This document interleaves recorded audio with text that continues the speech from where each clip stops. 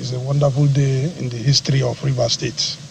Our state, we had elections last Saturday, and then today we have been given certificate of return as winners of the election. On the whole, I feel so excited. You can see not only me, you can see that in the faces of everybody around. Rivers people are happy.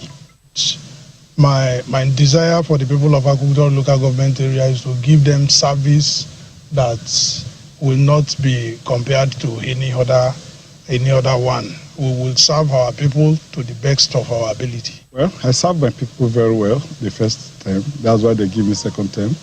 I believe that's why they came out and voted for me massively. Today the RISEC has given me a certificate of return. And for now, as we are going, we will do more better than what we did so that the people will have dividend of democracy.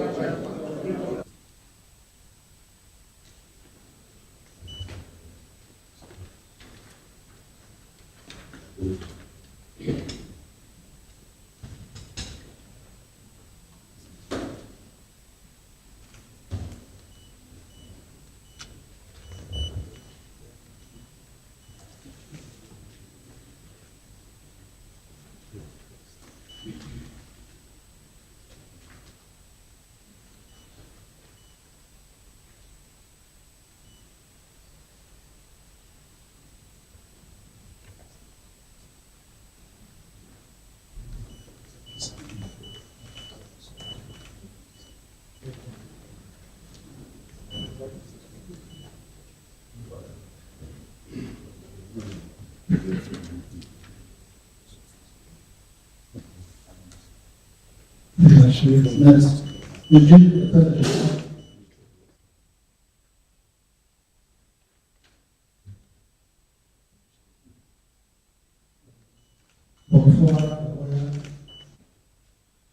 Good afternoon. Good. We all witnessed a pivotal moment in the history of our dear state when on 18th March 2025, President Bola Ahmed Tinubu, His Excellency, the President, Commander-in-Chief of the Armed Forces of the Federal Republic of Nigeria, declared a state of emergency in Rivers State due to the apparent breakdown of law and order in the state. The situation of unrest was further aggravated by the lack of constitutionally guaranteed governance structure at the local government levels in the state, following the outcome of the landmark decision of the Supreme Court of Nigeria. The peace, progress, stability, and successes we have been able to achieve has only been possible by the firm support and guidance and leadership of His Excellency Bola Ahmed Tinubu, GCFR, President Commander-in-Chief of the Armed Forces of the Federal Republic of Nigeria. At every point, Mr. President has demonstrated deep commitment to our peace building and development efforts in Rivers State. Mr. President, we are grateful. To Today is a day of renewal. It is a day when the will of the people have spoken.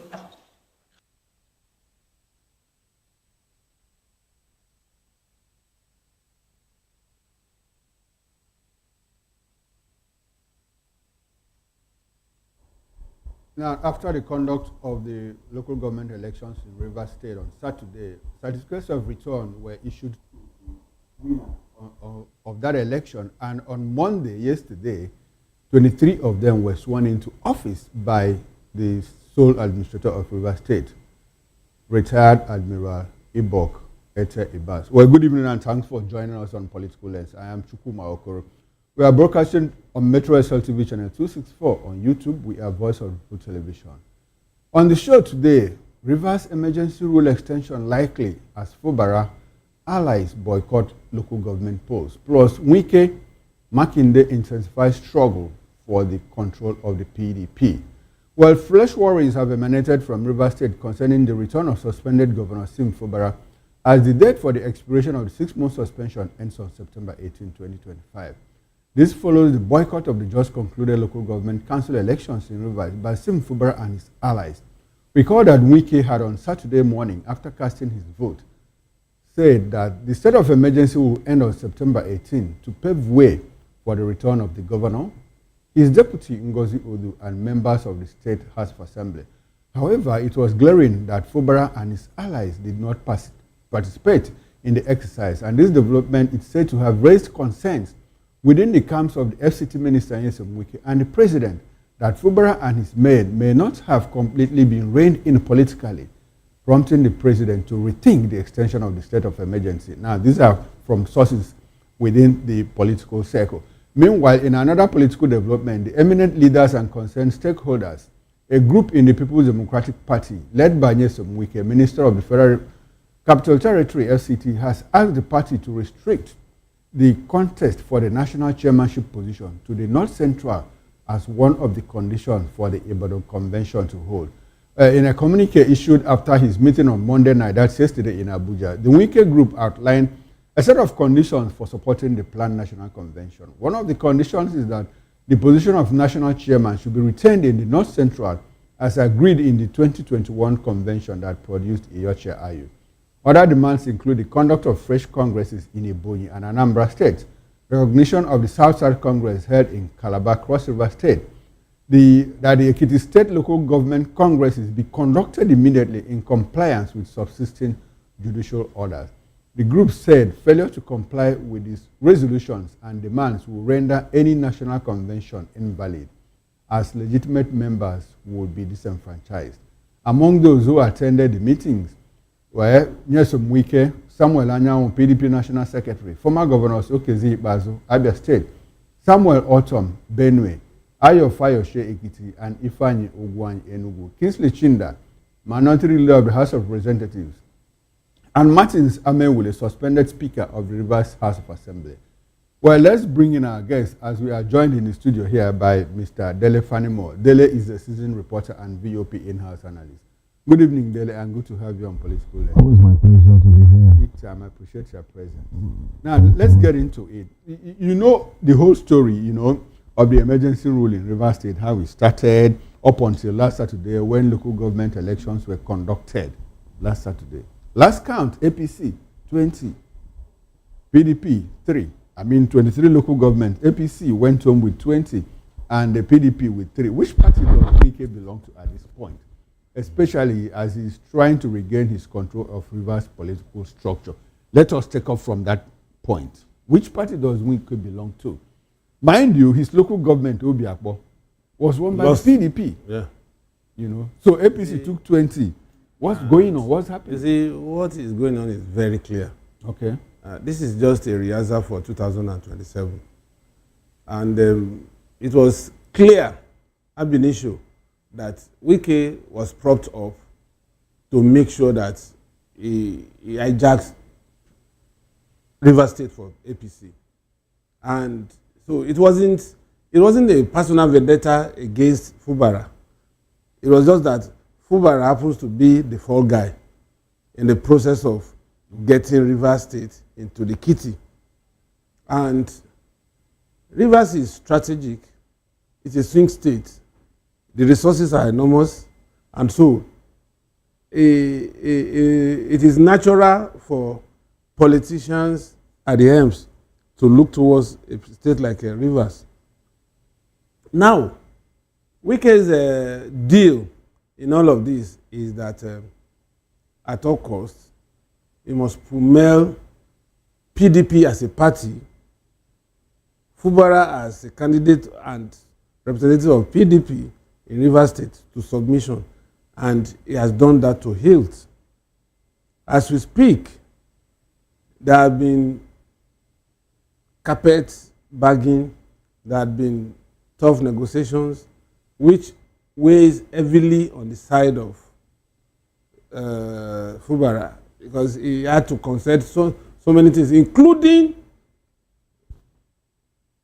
agreeing that he would not run in 2027. Okay, 2027. And so, if he's not going to run in 2027, to what end are they twisting him?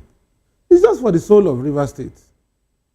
And if Wike succeeds in this, he continues to remain as poster boy for APC, even while his soul is in APC, but his body, to the extent of the optics, is in PDP. Okay. And so I'm not surprised. And you know one thing about elections into local government in Nigeria, in the last 15 years, it has always been sans ballot. What I mean by sans ballot, sans is French word, that is without ballot in most cases. And so I was not surprised at the outcome. And the fact that Wike lost his local government. No, Wike won his local government. I mean, Fubara. Wike won his local government for PDP. For PDP. That's what I'm saying. His main party. Yes. Okay. He has to. Because, one, you know, those days when we were in school, okay, if you offend a lecturer, if he's a very smart lecturer, you will pass his course. But there will be a collegiate arrangement for you to fail other lecturers' course. So if you fail other lecturers' course, like 3-4 courses that are not elective, then, and you make like 65-70 in his own course, how would you explain to the Senate that he's victimizing you? Because he had passed you. Okay. So how are you going to hold Wike to this now? If he could win his own local government for the party that used to be at the M's at this level. Okay. So that's exactly what he has done. And this is to show you that local government elections has always been a sham in Nigeria. Okay. And I am not happy about it. And it's not something that one should be happy about, because this is the grassroots. This is where real governance happens. The other tiers of government, state, federal, is just floating.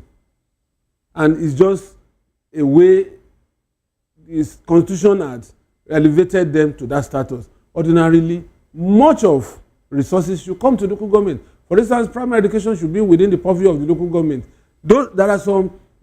I had worked in the local government before, when I was much younger, and I know that most of the taxes, like tenement rate, which they now call you land use levy and all this, were liquor license and all that, bicycle, personal income tax, and all that, were within the purview of the local government. Okay, now let's look at it holistically. Now, if assuming we'll get to that point now, where about Fubara's return, assuming all things being equal, let's take it for granted that Fubara returns now to office on September 18th or any other day, and he comes into office as a PDP governor. Meanwhile, majority of the local governments are in control, APC. Are controlled by the APC. Where does that leave him? Is it to further, squeeze him out of relevance in the state? You know that the major reason why governors have this vice grip on local government is for them to hold on to the structures at the grassroots. And you know, all politics is local. Okay. And so they need somebody who can have firm control. Now that this election, what this election will tell you is that, as it is, the local governments are now in the grip of the opposition. And you are returning as the incumbent governor under a party that is almost becoming an opposition in government. Because that's the way it is now. Looks like. You know, because the members of the House of Assembly will still go ahead and decamp to APC. So it's just stranded. The suspended members of the House of Assembly. When they come back, they will still defect to the APC. Okay. Now, what does that mean? That means Fubara become more vulnerable. Yes, for the last part of his administration becomes a lapdog. Except even if he has the political will to say he wants to stay with the PTP, but the optics are very clear now that he will take instruction from APC. Okay, now, something happened on that Saturday. Early morning on Saturday, Wike came and said, look, everybody can see that the conduct of the elections, free and fair, credible, and all of that. And now this puts paid to the fact that by September 18th, the state of emergency will expire and the governor and his deputy and the suspended members will return to office, will go back to democracy. At that point, I'm sure Wike was not very certain that Fubara would boycott the elections. Because it was later that it was put out that, even the governor himself, in fact, rumors have it that he was out of Rivers State. On that day. So when people went to his local government, his polling unit and all of that to check, he was nowhere to be seen, was nowhere to be found. So it now dawned on the Rivers people that even their governor and his allies, some of his henchmen, did not participate in that election. Now, what is the political implication of that? That a governor who has been making efforts to come back to office and a local government, mind you, he also conducted local government elections before his suspension. And it took the reversal by a Supreme Court judgment for a fresh one to be conducted under very controversial circumstances because a lot of people still disagree with the powers of IBAS to conduct local government elections. Now, we have a governor suspended who is trying to work his way back to office, and he had to boycott. He had to shun that election. What is the political implication? You see, I think it was a very wrong tactic for him to have shunned that election. Okay.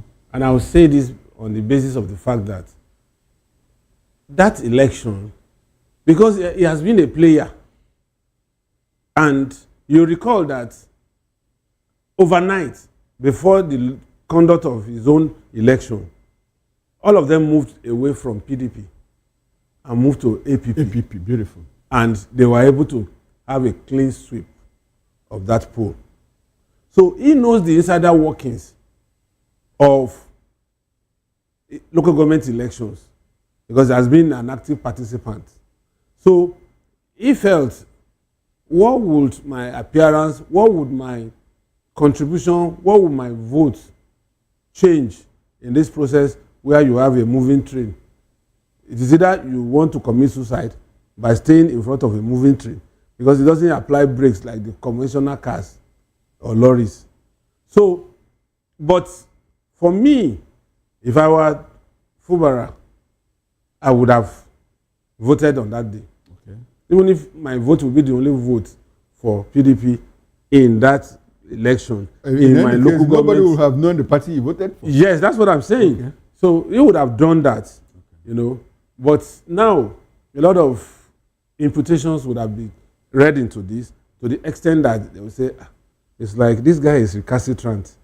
He might go back to this state house and begin to act funny. Okay. And at that time, the sympathy will be all out for him, and we may not be able to deal with him the way we wanted to deal with him.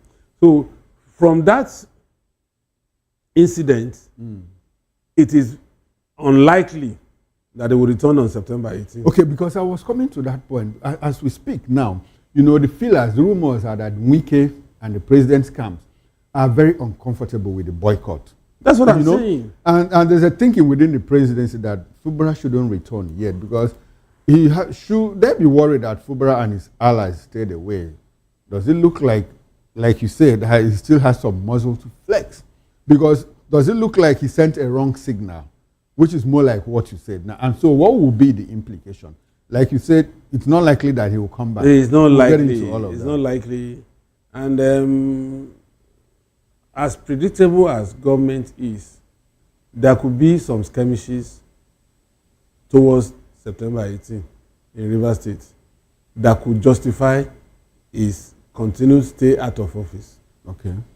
This is conspiracy theory. Okay, conspiracy. Yes. But I foresee such. Okay, that there might be bedlam in Rivers State. Yes, there might be. Pockets of skirmishes and all that could be magnified to justify why he cannot return to the State House, so that Rivers will continue maybe for another 3 months. And then they will begin to work on him for another 3 months to make sure they rein him in. And reining him in will mean, first, making sure that they have all these House of Assembly members, all of them. Okay, defect. Okay. To APC. The moment they resume. And once they resume and defect to APC, even if Fubara decides to be recalcitrant or heady, those people in the house will take care of him. Okay. And they will now impeach him legally. And I hope he understands some of these games. Because Fubara had played into the hands of APC all along, behaving like a neophyte in politics. And this is another faux pas that he has committed. I don't know how he's going to clean up this mess before September 18. And now, how he's going to be able to buy the House of Assembly members to his side, given the fact that the signs are ominous for him now, that his return is dicey. It used to be like a done deal. Okay. Based on meetings he had with the president and Wike, to the extent that he submitted himself, and a lot of people are saying that he capitulated and all that. But politics is about compromise, negotiation. But right now, as we speak, that episode on Saturday was a very wrong signal that could elongate his stay even beyond the next 3 months after the expiration of the 6 months. Yes, because the president said that the constitution is so elastic about it. That in the first instance, yes, it will run for 6 months. So which means there could be many instances, many extensions, and so let's be very. If you had a crystal ball, you have said a lot, but can you be more specific? Do you see Fubara coming? It's 2 weeks away from now, and all of these things are playing out. Is it possible? The only way. It's difficult for you to say anyway, but yes, the only way to guarantee his comeback is for Rivers to remain peaceful till 18th. And I have this hunch that something will happen. Now, that something will happen, because when we watched the footage, and at the point that the sole administrator said that there was already violence in Rivers State, you chuckled. Why did you chuckle at that? Because I was envisaging that it's likely to. They're just preparing the ground for him. No. I mean, before he became the sole administrator, he said that there was already problem. What was the problem? And you chuckled. Why did you chuckle at that point? I chuckled because the magnitude of what happened at that time was not enough justification for the state of emergency. Okay. We have seen in the past where pipelines were compromised and nothing happened. And it wasn't as if there was a massive mob attacking and making, particularly the state capital, a riotous environment. But suddenly they just came up with this emergency rule, and it has stayed. You recall that I said when this local government election was announced, okay, I told you here that, look, either they like it or not, they will conduct this election. Okay. And IBAS will conduct this election. I also told you that the REC appointed for Rivers, that is from Cross River State, will be the one to conduct this election. Has it not happened? You see, politics and politicians in Nigeria are very predictable. If you rely on the benefit of hindsight and history, you will know that the ones that we see are the ceremonial part of their strategy. Okay. The strategy would have long been concluded before they show you the ceremonial part of it, which is what is released to the media, for the media to send to the public for further debate. But that debate, left or right, may not have any impact on what they are resolute to achieve. And that is what is happening now. So I don't see any way Fubara will return, except there is high power meeting between now and 17th of this month. Okay. Which is just about 2 weeks away. Okay.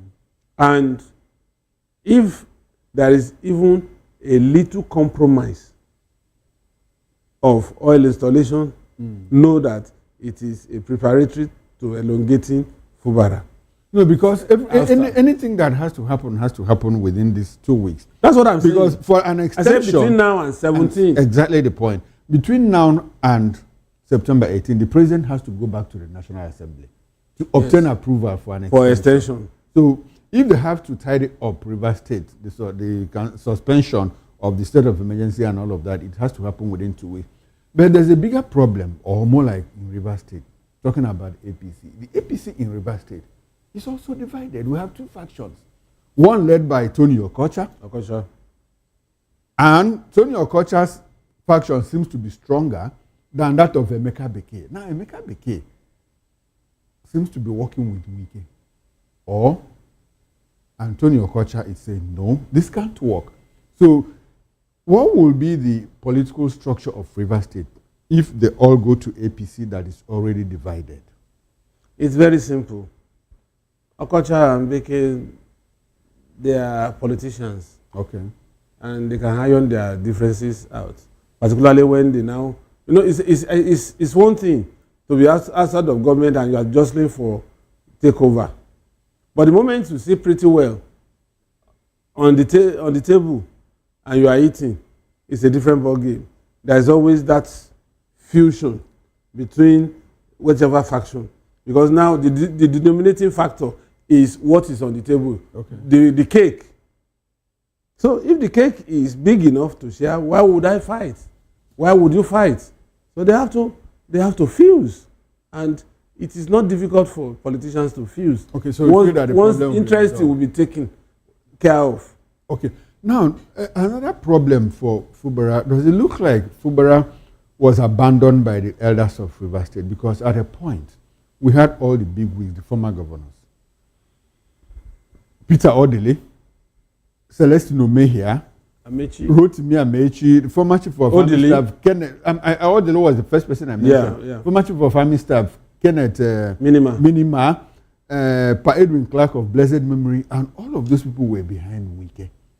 And all of a sudden, behind Fubara, yes. And all of a sudden, when nobody heard anything from these people again, and all those protests and all of that quietened out, died down, and looks like who abandoned each other, because people also complain, oh, we are fighting for you, and you are hobnobbing, with this set of people that are even our oppressors. So what actually happened? Who will take the blame? Who is the fall guy in everything that happened in River State? Well, Fubara is the people of Fubara. Okay. Fubara is the first fall guy, and then the good people of River State that had been denied democratic governance, they are the fall guys. But you see, those people you're talking about, there's a point. One thing I've learned about governance in Nigeria is the higher you go, the more you are toned down in terms of wanting everything at all costs. Okay. You would have seen certain things that the ordinary man in the street may not have seen, to the extent that you now know that this game is a game of compromise. Most of these people, I have seen governors in the past. You can't tell me that the quantum of resources available to Odile in his time is what is available today. Age now may not have counted 50,000 as their personal money in their lifetime. So what I'm saying in essence is that most of these people you see as big men, they also have big responsibility. Okay. For you to become a governor, you must have people you service. And out of governance, they will not leave you. Okay. They will come around you, play psychophancy, and you keep spending. Tell you that you are the best thing that happened to the state. They will tell you that I heard it from the grapevine that they are likely to change the constitution to allow for third term. So be preparing. And politicians are incurable optimists. They will listen and they will go ahead with this. So that's why even years after they have left government, you still see pockets of people surrounding them. Now, it is easy to spend government resources than to spend your own personal resources. Amechi is a bit low now because he knows that nothing is coming in. Wike is high now because he still has access to resources at his disposal. So don't look at these ex-governors as being super rich as when they were in government. So when they go for this negotiation and all that, there is a part of it that would also benefit them. Okay. Either in terms of nomination to offices. Some governors will say, sir, bring 5 people to the government as either special advisor or senior special assistant or commissioner. Sorry, Dele, I would like for you to hold on to your line of thought. We have a call that's coming in. Let's take the call. Good evening and thanks for calling in. Your name and where you are calling from? I am Engina, calling you from Lagos. Beautiful. Good evening. No, I want to appreciate your guest. He's doing his own point. I give him his onions, his own point. But let's look at Fubara. You were asking who is the fall guy between Fubara and Wike. Now, when Fubara was sworn in, what was his achievement? What was his achievement as a governor? He virtually did nothing. And because that made the people did not endear himself to his people. A very good example is, let's take example, the area of Bayelsa. Look at what the area have done. The area have almost given his people electricity 24 for the whole year. Given his people have ruled have constructed a road down to Nembe where there is water. And these are projects. How will I put it? Projects that have affected people's life. What has Fubara done in Port Harcourt to make people endear to him? So Wike is using that to exploit the people and having a fall day. But I will still blame Fubara that he did not do well. He did not achieve for his people. Thank you very much. All right, thanks very much. And thanks for calling in. I appreciate your call. You want to respond to that quickly? Yes. You see, did they give Fubara enough time to settle into governance? No. Oh, did he give himself enough time to settle in? No, they didn't give him. They orchestrated all this. Before he went into the political infighting, did he give himself enough time? You see, you can blame Fubara for one thing, okay, which I will also accept, that he didn't study the terrain properly before jumping into the fray. Okay. You don't come into a house and you have tenants around you and you begin to pick fights with the tenants. There is no way you can win that kind of battle. What Fubara would have done, if truly he acceded to some of those demands by Wike, would have allowed things to settle down. Look for people he can buy to his side, maybe using resources at his disposal, human element and the material resources. Okay. And then I recall that, let me give you an example. When Adedibu sponsored Ladoja, the now Olubadan designate, to become the governor of Oyo State, Ladoja never had any constituency office in any of the 33 local governments. This man did all the job. Okay. And he won. Now, Baba Adedibu said he was going to appoint as many people as possible. Ladoja accepted. And was working with them. When it was time for him to shove aside those who cannot travel with him on that journey, he sent Baba abroad. Baba, you need to go and rest. You have done so well. You have worked tirelessly. So you need to go and rest. Baba traveled to UK. Okay. Before Baba returned, he had made those changes he wanted to make. And that was how the fight started. Okay. But he was able to sustain that fight until Obasanjo came into it. Okay. For a while. If he had, as soon as he got to office, started fighting Adedibu, which Obasanjo knew he was going to use as a veritable tool to capture the Southwest at a later date, he would have had his hand burnt as early as he came into the government. So sometimes some of these politicians, they don't really understand some of these dynamics. Okay. You don't go into a fight with your two eyes closed. You are likely to lose the battle, and you also lose the war. All right.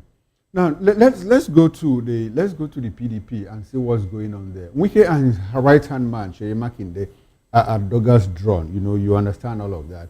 Wike met with a group of people, the eminent leaders and concerned stakeholders, last night, and gave conditions, you know, for the eventual conduct of the convention slated for Ibadan, which Wike has previously said, look, I'm not aware of this convention slated for Ibadan. I'm a member of the NEC. We never met and took a decision that to hold it Ibadan. Now he's giving conditions. Is he succumbing to the superior firepower of Sheyi, Makinde, and that of the PDP governors? Because looks like he is now trying, okay, let's make concessions, let's make compromises. What's going on in the PDP? Who do you think has the upper hand now? Between the governors and Sheyi and Wike and his men. Sheyi used to be a member of the G5. He is no longer. Now, at the meeting, Okezi Ipazo was there, Samuel Otom was there, Ifan Ugwen was there, Ayo Fayoshe was there, and Martin Samehule was there. And they are the ones giving these conditions. What does that portend for the PDP ahead of the convention? You see, PDP wants to wriggle itself out of the stranglehold of Wike. Okay. But how to go about it is the major dilemma. As long as you still have Damagun as acting chairman of PDP and some of his ESCO, who are basically Wike's stooges. Okay. Because there are organs. Those positions will effectively expire on the 15th of November 2020. Yes. Okay. Now, I would have even suggested that PDP should put its house in order and ensure that the replacement for these people, using the organs of the party, the NWC, NEC, you know, and the Board of Trustees, to ensure that Wike's stooges are swept off the carpet to the extent that they can have a stranglehold on the party. But what they are doing now is premature. They are showing Wike their strength. And you see, the best element of war is surprise. If you take away surprise from war, you are not likely to win.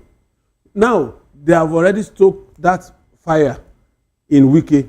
He now knows that is a minority in this fight. Okay.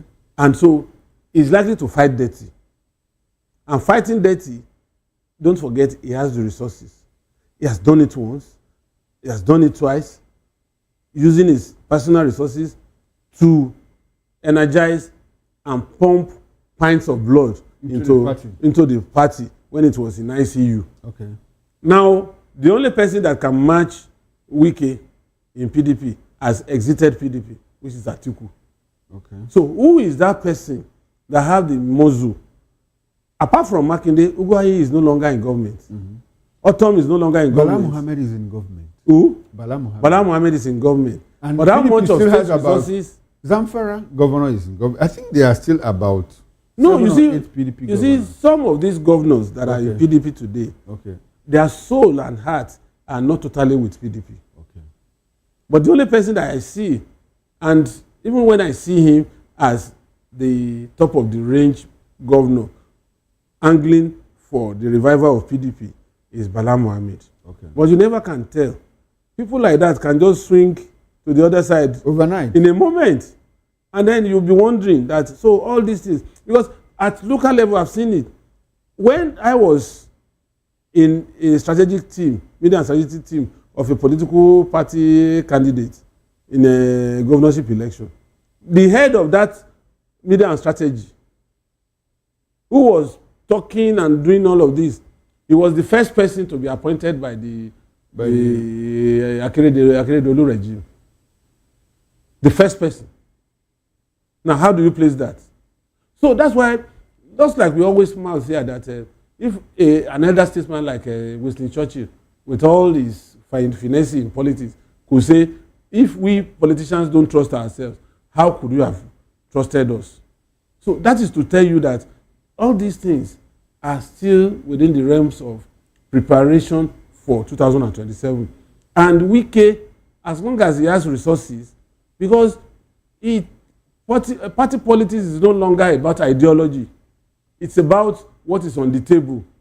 And as long as he provides what comes to the table, it will be difficult. That's why they don't have answer. You think another person in PDP would have done 1/10 of what Wike has been doing in the last 2 years, and he will still survive and still be a member of that party, and he'll still be attending NEC meeting, the NWC meeting, and even sometimes crashing to board of trustee meeting. Nobody. But they know that let him remove the feeding bottle from PDP. PDP will go back to ICU. And that's why they cannot tame me. Okay. So for me, he has the majority arrayed against him. But to what extent can the majority flex muscle with somebody whose pocket is deep? Okay. Now, still talking about the PDP, Wike and Keyamo are concerned that Obi may come back to the PDP. Now, should that be a source of worry to them? What is it about Jonathan and Obi, especially when people in APC are the ones saying, look, don't field any of these men in 2027. If you do that, you stand the chance of not even fielding a candidate at the presidential elections. What is it with Keyamo? What does he want? Is he speaking for PDP? Does it look like the APC? They are jittery. Does it look like they are jittery because of Jonathan will be coming back to the PDP? What do you think? You see, what's the force all about? You see, in politics, okay, the worst thing you can do to yourself is to underrate your opponent. Okay. In 2003, when Fayose came into the race, Niyi Adebayo, the incumbent governor at that time, felt Fayose was not a match. He was looking at Professor, Aborishade, forgotten the professor now, who was touted as the likely candidate of PDP. Okay. And the government of Niyi Adebayo of AD was also supporting Fayose against that prof, because they assumed that bid to destroy the PDP. Exactly. Okay. But unfortunately, Fayose just rose to become a behemoth, a colossus that they couldn't tame. It now became a big problem for them, and eventually Fayose won that election against all permutations. So it will be foolhardy. Okay, for them to underestimate either Jonathan or Obi in PDP with all the structure, you know. If Obi is bringing in about 6 million votes, and you have remnants of PDP that can give them another 3 million, don't you think it's a red flag for APC?